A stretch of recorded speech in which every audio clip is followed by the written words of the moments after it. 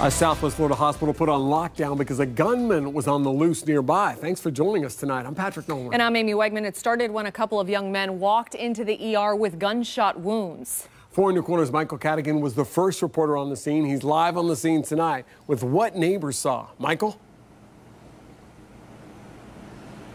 Patrick and Amy, Clewiston police taking down the crime scene tape just a few moments ago from the entrance of Hendry Regional Medical Center. Now, they spent the last half hour pressure cleaning blood off the pavement, and it was the source of all that blood that had hospital staff here so nervous. Yellow evidence markers covering a trail of blood showing you the path shooting victims took to limp to the emergency room. The young men were shot a few blocks away from the hospital. One of my friends called me from New York. He said, "Hey man, my mom just said that they got yellow tape all over your block." I said, "My block?" I called my mom. She said, "Yeah, they had a shooting at your aunt's house." Mario found out while he's at work, immediately calling his aunt. Her home surrounded by yellow tape. There's blood everywhere. So I was about to leave work, and then I called my aunt. She said everything was all right. She was all right. It was just the neighbors.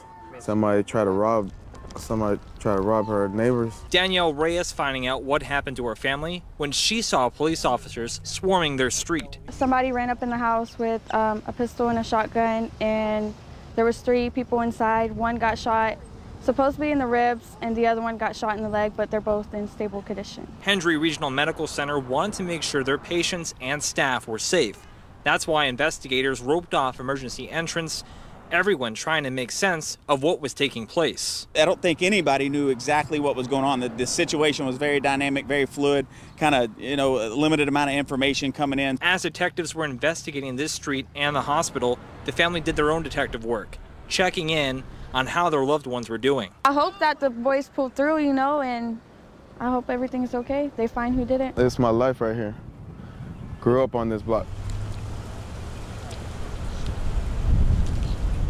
This hospital is no longer under lockdown, but police and hospital staff still thought it was a good idea to have the crime scene tape in front of the building because they wanted to give investigators enough room and time to work so they can gather as much evidence of this scene before they move on to the other scene 5 blocks away. Live in Clewiston, Michael Cadigan, Fox 4, in your corner. All right, thank you for that, Michael. Also